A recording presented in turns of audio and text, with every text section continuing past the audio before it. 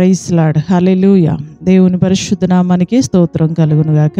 ఈ మంచి ఉదయకాల సమయం దేవుని మాటలు వింటున్న మీ అందరికీ కూడా నా హృదయపూర్వకమైనటువంటి వందనాలు. ఎలా ఉన్నారు? మీరు, మీ బిడ్డలు, మీ కుటుంబాలు క్షేమంగా ఉన్నారా? దేవుని మహాకృప మీకు, మీ కుటుంబాలకి తోడైయుండును గాక. ఆమేన్. పరిశుద్ధ గ్రంథంలో నుండి ఒక వాక్యాన్ని మనం చదువుకుందాం. సామెతల గ్రంథం 10వ అధ్యాయం 6వ వచనాన్ని మనం చదువుకుందాం. సామెతల గ్రంథం 10వ అధ్యాయం 6వ వచనం. నీతిమంతుని తల మీదకి ఆశీర్వాదములు వచ్చును. హల్లెలూయా.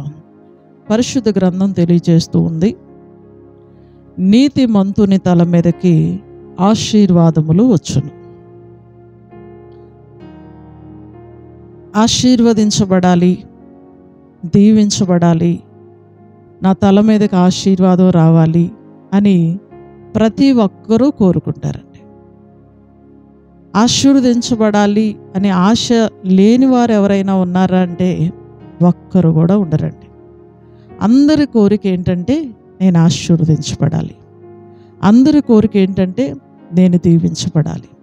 అందరి కోరిక ఏంటంటే నా చేతి పనులన్నీ ఆశీర్వాదకరంగా మారాలి. నిజమే, ఆశీర్వాదం కావాలి కావాలి అని అందరి కోరిక ఉంటుంది, కానీ అందరికీ ఆశీర్వాదం రాదండి.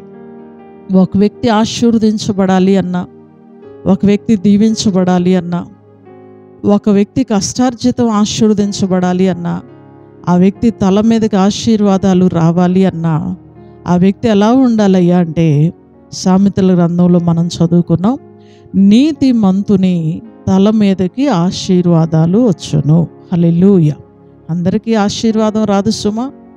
ఎవరైతే నీతిమంతులుగా బ్రతుకుతారో, ఎవరైతే నీతిమంతులుగా ఉంటారో వారి తల మీద మాత్రమే ఆశీర్వాదం వచ్చింది. వారు మాత్రమే ఆశీర్వాదకరంగా ఉంటారు. ఇంతకీ నీతిమంతులు ఎవరు?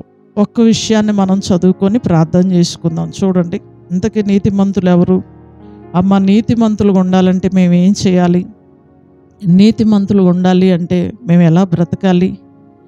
నీతిమంతులుగా ఉండాలి అంటే మేము ఏం చేయాలి అని కనుక మీ ప్రశ్న అయితే ఒకే ఒక మాట నేను మీకు తెలియజేస్తానండి. చూడండి, పరిశుద్ధ గ్రంథంలో నుండి ద్వితీయోపదేశకాండ గ్రంథం 6వ అధ్యాయం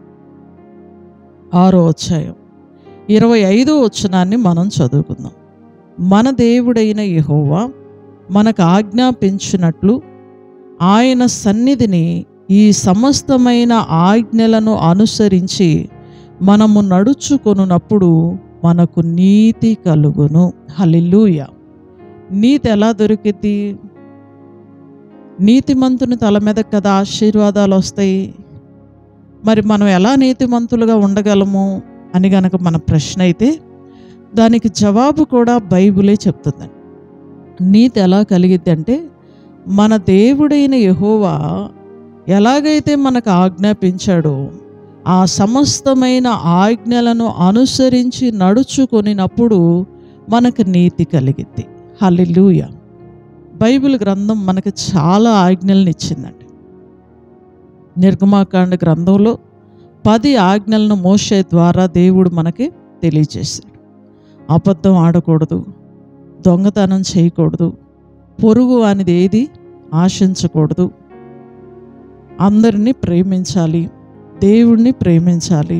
ఇవన్నీ కూడా 10 ఆజ్ఞలు అక్కడ రాయబడి ఉన్నాయండి. ఏదైతే దేవుడు చెయ్యమని ఆజ్ఞాపించాడో, ఏదైతే చేయకూడదని ఆజ్ఞాపించాడో వాటన్నిటిని అనుసరించి నడవాలి. ఈ రోజున మనం చూస్తే అందరూ పరిశుద్ధ గ్రంథాలు పెట్టుకొని చంకలో పెట్టుకొని ప్రార్థనకు వెళ్తారు. మంచి బట్టలు కట్టుకొని ప్రార్థనా మందిరానికి వెళ్తారు. బాప్తిసం తీసుకుంటారు, బల్లారాధన కూడా తీసుకుంటారు. ప్రతి ఆదివారం వెళ్తారు, ప్రతి శుక్రవారం వెళ్తారు, ప్రతి శనివారం వెళ్తారు. ఇవన్నీ చాలనట్టు రోజు ప్రార్థనా మందిరాలకు వెళ్తారు. కానీ దేవుని వాక్యం మాత్రం హృదయంలోనికి వెళ్ళదు. దేవుని ఆజ్ఞలను మాత్రం అనుసరించి నడవరండి. వింటారంతే.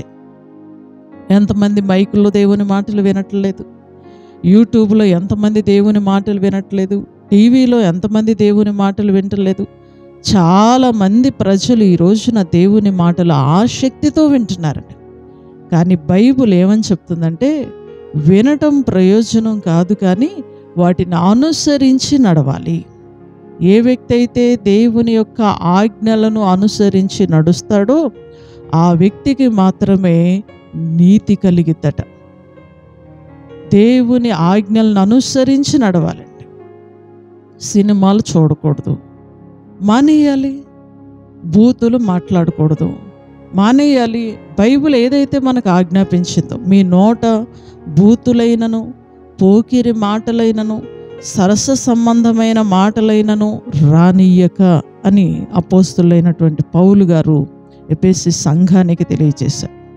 కృతజ్ఞత వచనమే మీరు ఉచ్చరింపవలెను, కానీ బూతులైనను, పోకిరి మాటలైనను, సరస సంబంధమైన మాటలైనను మీ నోట ఉచ్చరింపకూడదు. మరి ఇది దేవుని ఆజ్ఞే కదా. దీనిని అనుసరించినప్పుడు ఇష్టానుసారంగా బూతులు మాట్లాడుకోవటం, ఇష్టం వచ్చినట్టు బ్రతకడం, పాపము చేయటం, అక్రమ సంబంధాలు పెట్టుకోవటం, పొరుగు వాని భార్యలను ఆశించటం, ఇవన్నీ కూడా బైబిల్కి విరుద్ధమైన పనులు కాదా? ఇదన్నీ కూడా దేవుడు దుఃఖపడే పనులు కాదా? ఇంత పాపంలో ఉండి కూడా నన్ను ఆశీర్వదించయ్యా అని మనం దేవుణ్ణి అడుగుతున్నాము అంటే మనం ఎంత పిచ్చివారమో కదా. బైబిల్ తెలియజేస్తూ ఉంది, అందరినీ దేవుడు ఆశీర్వదించడు. ఎవరైతే నీతిగా బ్రతుకుతారో వారి తల మీదకు మాత్రమే ఆశీర్వాదాలు వస్తాయి. మరి నీకు నీతి ఎలా వచ్చింది అంటే, దేవుని ఆజ్ఞలను నువ్వు అనుసరించి నడిచినప్పుడు. దేవుడు ఎలా ఉండమని నీకు చెప్పాడు. దొంగతనం చేయకూడదు, పొరుగు వారిదేది ఆశించకూడదు, అబద్ధ సాక్ష్యాలు పలకకూడదు, లేని వాటిని పుకార్లు పుట్టించకూడదు, దేవుని నామానికి అవమానకరంగా బ్రతకూడదు, విశ్రాంతి దినాన్ని పరిశుద్ధంగా ఆచరించాలి, భూమి మీద, ఆకాశం మీద, భూమి కింద, నీళ్ల యందు దేనిని విగ్రహంగా మనం చేసుకోకూడదు, దేవుడిని ఆరాధన చేయాలి. ఇవన్నీ కూడా దేవుని ఆజ్ఞలండి. మీరు బైబిల్ గ్రంథాన్ని చదువుతూ ఉంటే ఇంకా అనేకమైన విషయాలు, దేవుడు ఆజ్ఞాపించిన అనేకమైన విషయాలు తెలుస్తాయి. వాటన్నిటినీ గనక నువ్వు అనుసరించి నడవగలిగితే నీకు నీతి కలిగిద్ది. నువ్వు నీతిమంతుడుగా, నీతిమంతురాలుగా బ్రతకగలిగితే నీ తల మీదకి దేవుడు ఆశీర్వాదపు చల్లులు కుమ్మరిస్తాడు. అదే కదా మనం చదువుకున్నాం, నీతిమంతుని తల మీదకి ఆశీర్వాదములు వచ్చును. మనకు నీతి ఎప్పుడు కలిగిద్ది అంటే, దేవుడు చెప్పిన ప్రకారం మనం బ్రతికితే మనకు నీతి కలిగిద్ది. God bless you. దేవుడు మిమ్మల్ని దీవించును గాక.